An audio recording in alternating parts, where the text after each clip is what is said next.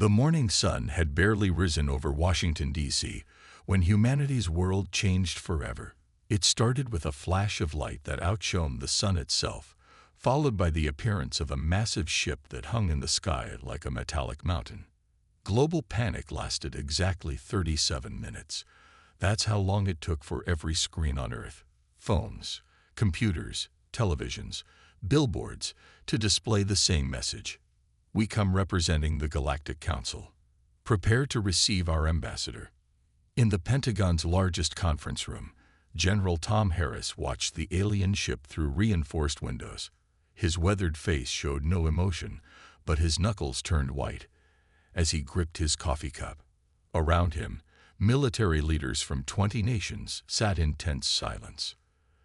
"They could have attacked without warning," said Admiral Wilson, her voice steady despite the situation. "The fact that they're talking is something." Before anyone could respond, a beam of light appeared in the center of the room. It took shape, forming into a tall, humanoid figure. The beam called itself Ambassador Gray, though its skin had a bluish tint that made the name seem ironic. "People of Earth," the ambassador spoke in perfect English, its voice echoing through the room. "The Galactic Council has decided to extend its protection to your world." General Harris stood up slowly. "Protection from what, exactly?"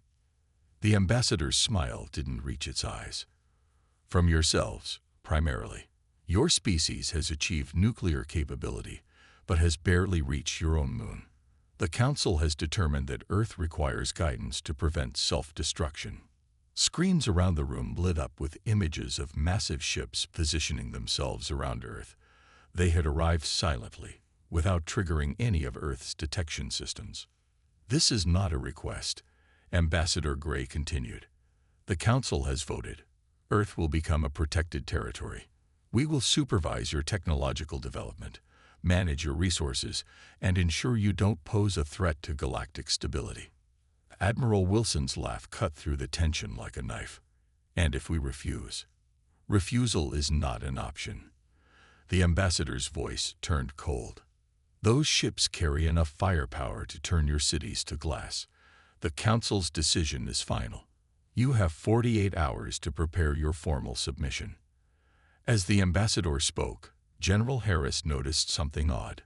The aliens' eyes kept darting to the windows, checking the positions of their ships. It was subtle, but Harris had interrogated enough people to recognize signs of nervousness. "They're showing off," he thought. "All this display of power. They're trying too hard to intimidate us." "We'll need time to inform our governments," Harris said carefully, "to prepare our people." 48 hours, the ambassador repeated. "We are being generous. Many species receive far less time." With another flash of light, it disappeared. The room erupted into controlled chaos. Military leaders broke into groups, speaking urgently in dozens of languages. But Harris noticed Admiral Wilson typing rapidly on her secure tablet. "Contact Site Omega," she whispered to him. "It's time to wake up the dragons." Harris nodded grimly. For 15 years, the world's governments had kept humanity's greatest secret, the crashed alien ship in Antarctica. While the public watched cat videos and argued about politics, engineers and scientists had been quietly reverse engineering technology that would change everything. "How many ships are ready?" he asked quietly. "Enough," Wilson replied with a fierce grin. "The shields work better than anything they're showing up there. And our weapons." She left the sentence hanging. Harris looked up at the alien ships through the window.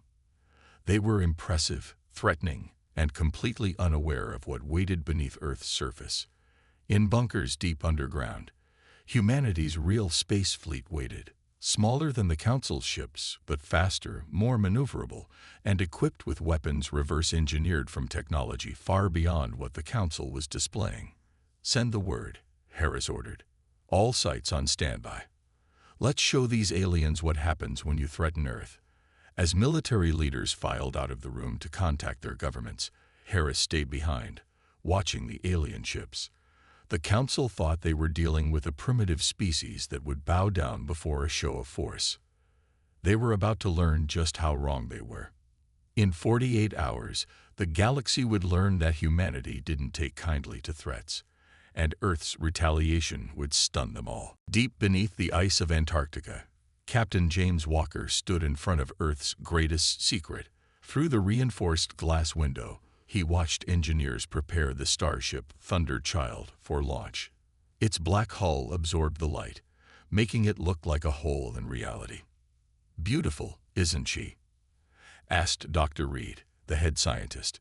She joined him at the window, her eyes gleaming with pride. 15 years of work, and she's just one of 30. The Thunderchild was smaller than the Council's ships, about the size of an old nuclear submarine. But size wasn't everything. Inside that sleek hull lay technology that would make the Council's leaders choke on their own arrogance. Walker's radio crackled. "Captain, word from command. The Council's given us 48 hours. Operation Dragon is go." "About time," Walker said. He turned to Dr. Reed. "Are the shields ready?" She nodded. "Better than ready. Remember that energy weapon they used to carve up Pluto last week? As a demonstration." She smiled. "Our shields eat that kind of energy for breakfast." Around them, the base hummed with activity. Similar scenes played out in hidden facilities across Earth, in the depths of the Mariana Trench, inside hollow mountains, and beneath the Sahara Desert. Humanity had prepared for this day ever since they found the crashed scout ship. Walker walked through the ship's main hall, checking on his crew. They were the best Earth had to offer: pilots who could outfly computer programs, engineers who had rebuilt alien technology from scraps, and soldiers who had trained for years for this exact moment. "Captain," called out his second-in-command, Lieutenant Rogers, "you need to see this." In the ship's control room, screens showed the Council's ships moving into attack positions. They clearly expected no resistance. Their formation was tight, efficient, and completely vulnerable to the kind of attacks Earth had planned. "They're not even running active shields," Rogers said, shaking his head. "They think we're cavemen with fancy rocks." Walker smiled. The Council had made a classic mistake. They'd judged Earth by its public face. They saw limited spaceflight, primitive satellites, and nuclear weapons. They hadn't bothered looking deeper. They hadn't found the bases because Earth had hidden them using the Council's own technology, taken from that crashed ship and improved upon. While the Council had stagnated, comfortable in their superiority, humanity had innovated. "All hands to stations," Walker ordered through the ship-wide comm. "Power up the stealth systems. Let's show them what the primitives can do." The Thunderchild hummed to life. Around the world, 29 other ships did the same. Each one carried weapons that the Council thought impossible for Earth to have: plasma cannons, gravity bombs, and the crown jewel, quantum disruptors that could bypass shields entirely. A message flashed on the main screen. From General Harris at command. "Council ships preparing to demonstrate their power. They're targeting our major cities with low-yield weapons, meant to scare us into submission." Walker's jaw tightened. "Not on my watch." He opened a channel to all Earth's hidden ships. "This is Captain Walker. Launch sequence begins now. Remember your training. Remember what we're fighting for. Today, we show the galaxy that humanity will not bow." The massive underground hangar doors began to open. Ice cracked, metal groaned, and the Thunderchild rose on silent engines. Similar scenes played out across the planet. Ships emerging from ocean depths, mountains, and deserts. In orbit, the Council's ships continued their arrogant display, unaware that Earth's defenders were rising to meet them. Their sensors, tuned to look for primitive rockets and missiles, missed the advanced ships completely. Walker looked at his crew, saw the determination in their eyes. In less than an hour, the Council would learn their mistake. They thought they were dealing with sheep, ready to be herded. They were about to meet wolves. "All ships report ready," Rogers announced. Walker nodded, his voice firm. "Then let's go hunting." For Earth, the Thunderchild accelerated upward, leading humanity's hidden fleet to what would become legend. the day Earth showed the galaxy its teeth. In orbit above Earth, the Council's fleet commander, Lord High Admiral Blue, watched with bored eyes as his gunners prepared to fire warning shots at the human cities below. These demonstrations always went the same way. A few precise strikes, some panic, then quick surrender. "My lord," his sensor officer called out, "I'm detecting some strange energy readings from the planet's surface." Blue waved his hand dismissively. "Probably their primitive nuclear weapons getting ready to launch. Let them try. Our shields can." The rest of his sentence was lost in chaos as 30 black ships suddenly appeared around his fleet, emerging from stealth like sharks surfacing in dark water. "Impossible," Blue shouted, jumping from his command chair. "They don't have." The Thunder Child's first shot cut through his flagship's shields like they weren't there. The quantum disruptor beam sliced off one of the massive ship's engine pods, sending it spinning. Inside the Thunder Child, Captain Walker watched his tactical display with grim satisfaction. "All ships, execute attack pattern Delta. Remember your training. These ships are bigger, but we're faster and better armed." Earth's ships darted between the Council vessels like angry wasps, their weapons wreaking havoc on the unprepared fleet. The Council ships tried to return fire, but their energy weapons splashed harmlessly against Earth's advanced shields. "Sir," Lieutenant Rogers called out, "the Council flagship is trying to send a distress signal." Walker nodded. "Let them. I want the whole galaxy to see this." In the Pentagon Command Center, General Harris and Admiral Wilson watched the battle through live feeds. The Council ships, so threatening just hours ago, were now scattered and burning. "Send the message," Harris ordered. On every Council ship, screens flickered to life. Admiral Wilson's face appeared, her expression stern. "This is Earth's response to your threats. We are not primitive. We are not helpless. And we do not surrender to bullies." The Council ships tried to regroup, forming a defensive circle, but Earth's fleet had trained for years for this moment. The smaller human ships worked in perfect coordination, striking from multiple angles, their quantum weapons ignoring the Council's supposedly superior shields. "Lord Admiral," a Council officer shouted, "3 of their ships are targeting our main reactor." Blue watched in horror as his mighty flagship was systematically taken apart by ships that shouldn't even exist. "How?" he whispered. "Their planet shows no signs of this technology." "Our scans." The Thunder Child swooped past his bridge viewport, so close he could see the Earth pilot's determined expression. The black ship moved with impossible grace, dodging return fire while landing precise hits. "All ships," Walker commanded. "Phase 2 begins now. Disable their engines but leave life support intact. We're not murderers like they planned to be." The battle lasted exactly 17 minutes. When it ended, the Council fleet hung motionless in orbit, their mighty ships reduced to powerless hulks by Earth's primitive forces. Captain Walker opened a channel to the Council flagship. "Admiral Blue, your ships are disabled. Your weapons are offline. You have 2 choices: surrender, or we'll be forced to continue this demonstration of our capabilities." In the Council flagship's bridge, Blue stared at the tactical display in shock. Half his fleet was dark, the other half could barely maintain life support. And the human ships? Not a single one showed significant damage. "This is impossible," he muttered. "You're supposed to be primitives. Your technology. We let you think what you wanted to think," Walker replied calmly. "A simple trick we learned from studying your crashed scout ship.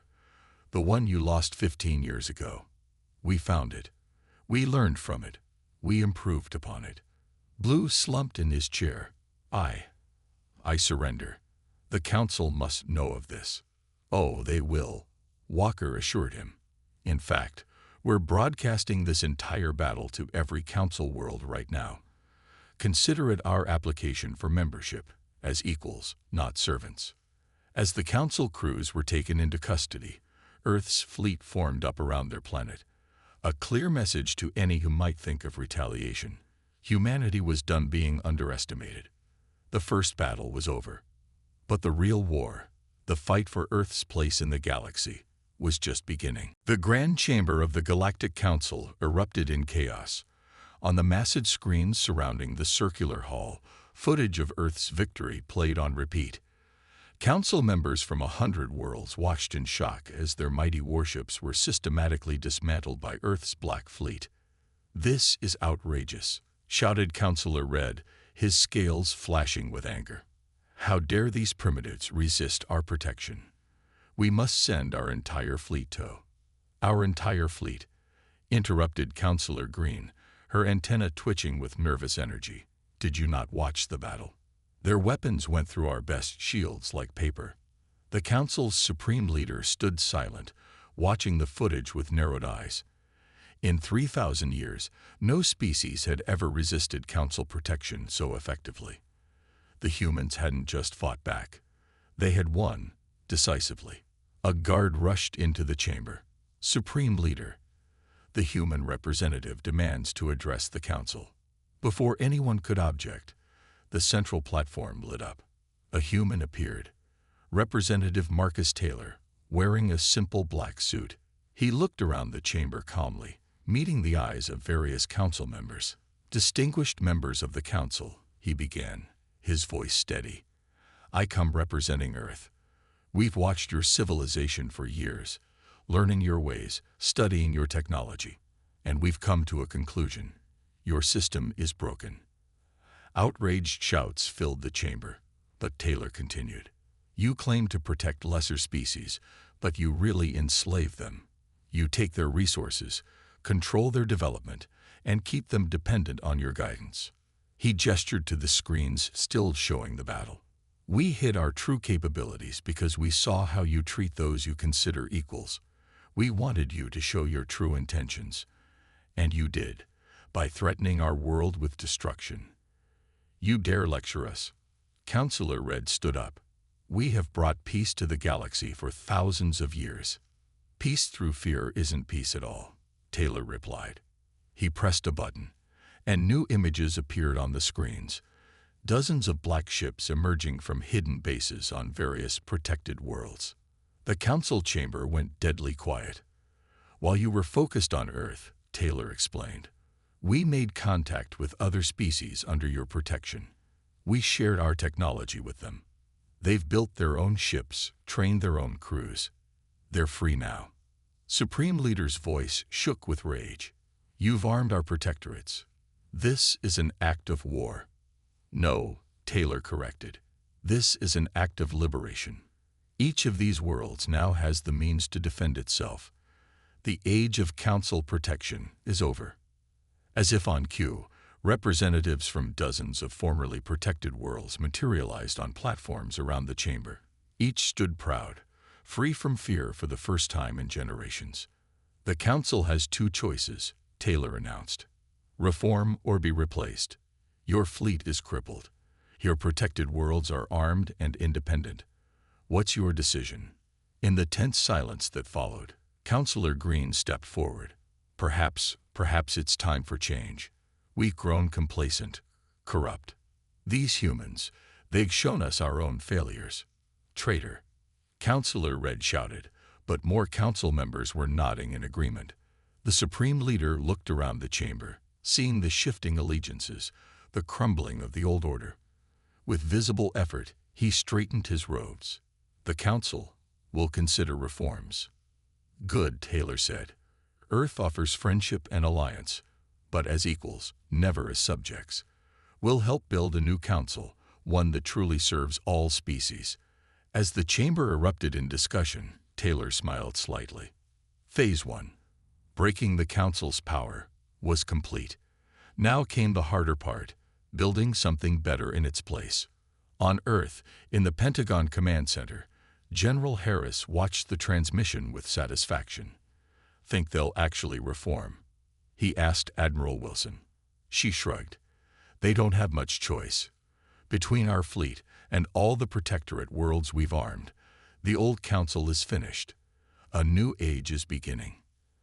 And across the galaxy, on dozens of formerly oppressed worlds, crews trained in their new black ships, ready to defend their freedom. The age of Council dominance was over. The age of equality had begun. The Thunderchild led a fleet of 50 ships through hyperspace, their black hulls reflecting the strange lights of faster-than-light travel. Captain Walker stood at the command center, watching as they approached their target, the Council's largest military base. Ready for Operation Thunderbolt, Walker announced to the combined fleet. Besides his Earth ships, vessels from 7 formerly protected worlds flew in formation. Their crews had trained for months for this mission. Council Loyalist forces detected. Lieutenant Rogers reported. They've gathered quite a welcome party for us. On the main screen, hundreds of Council ships surrounded the massive space station. After Earth's revolution, the Council had split in two, those who wanted reform and those who wanted to maintain their power at any cost. Remember the plan, Walker transmitted to all ships. We're smaller, faster, and smarter. Use that to our advantage. The Council fleet spotted them as they dropped out of hyperspace. Immediately, the enemy ships formed into their standard battle formation, a move that Earth had studied and planned for. They never learn, Walker said. All ships, execute battle plan Echo. The combined rebel fleet split into small groups of 3, darting between the larger Council vessels. While the Council ships tried to track them with their main weapons, the smaller ships slipped through their defenses. Inside the Council command station, General White watched in growing horror. "Stop those ships," he shouted. "They're trying to." A series of explosions cut him off as the first wave of Earth's attack struck home. The rebel ships weren't aiming for the Council vessels. They were targeting supply lines, ammunition depots, and fuel stations. "Sir," Rogers called out, "Council ships are trying to regroup. Their formation is breaking." Walker nodded. "Time for Phase 2. Release the drones." From each rebel ship, dozens of small, unmanned craft launched into space. These drones, barely larger than missiles, carried Earth's latest weapon, electronic warfare systems that could hack and disable Council technology. "Impossible," General White shouted as his screens filled with static. Around his command center, systems began shutting down. Their technology can't be this advanced. But it was. While the Council had relied on brute force for centuries, Earth had focused on smarter weapons, better tactics. The drones slipped through shield frequencies, planted viruses in computer systems, and turned the Council's own defense networks against them.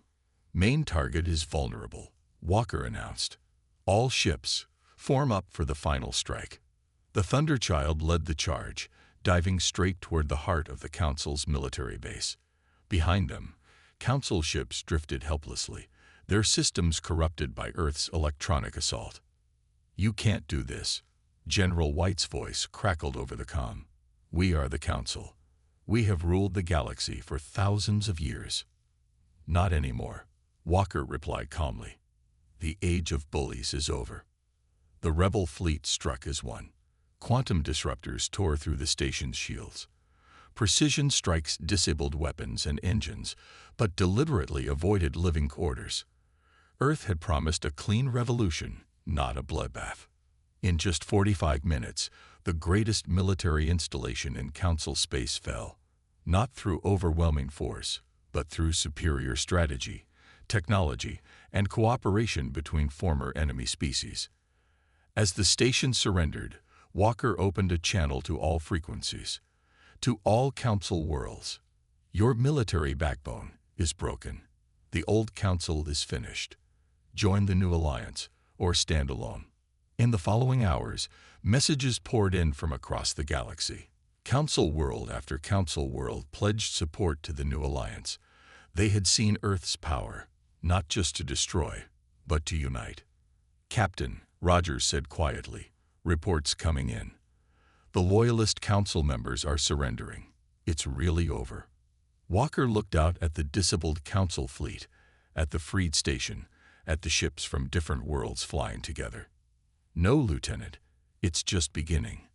Now we have to prove we can build something better than what we destroyed."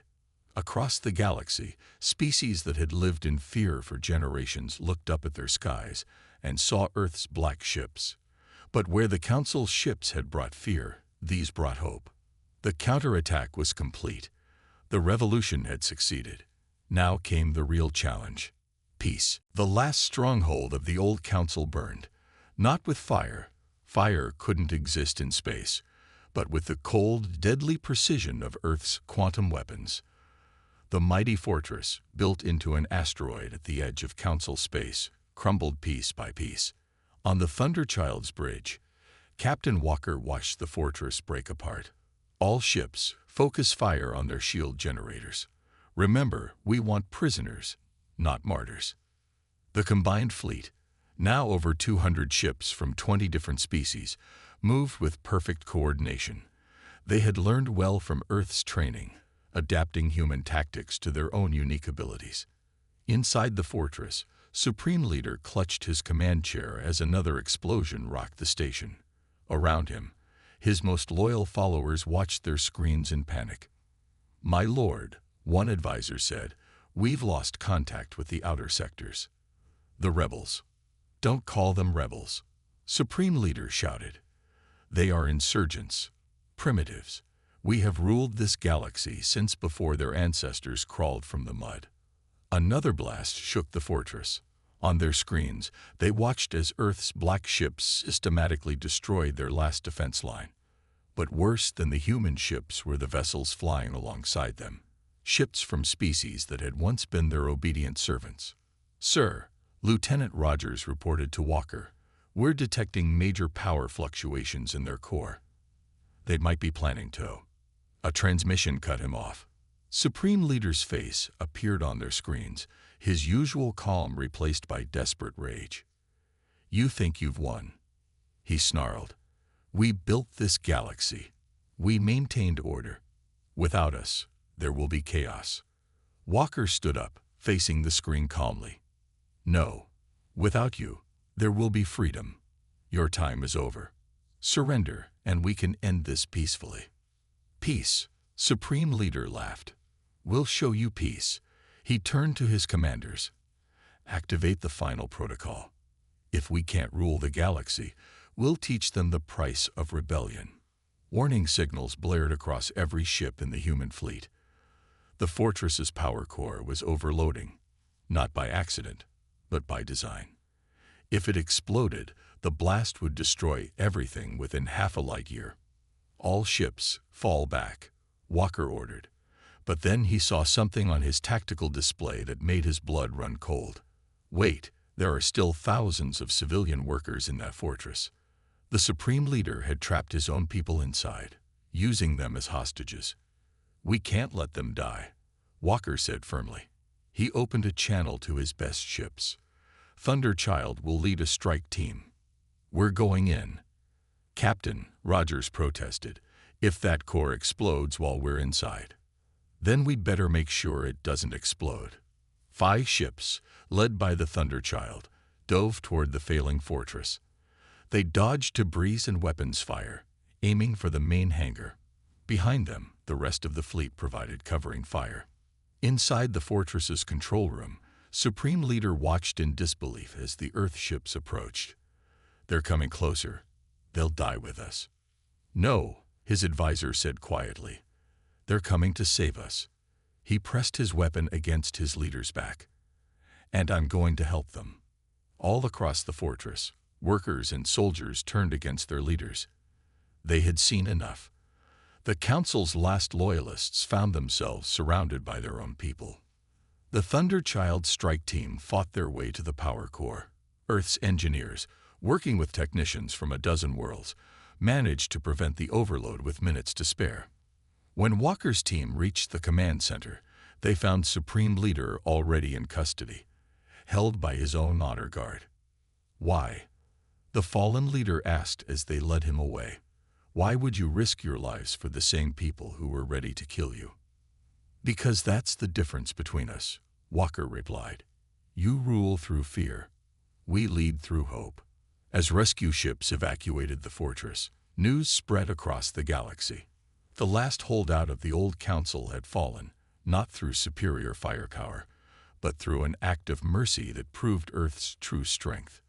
The breaking point had come not with a final battle, but with a final choice, to save rather than destroy. And that choice would define the new age to come. The new Galactic Council chamber looked nothing like the old one.